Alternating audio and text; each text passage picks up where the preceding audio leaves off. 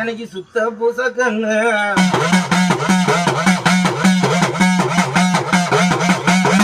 ஐயன் பெருமாளு பெருமாளும் வந்துட்டம்பா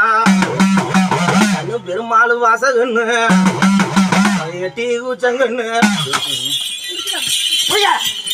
பெருமாள் புள்ள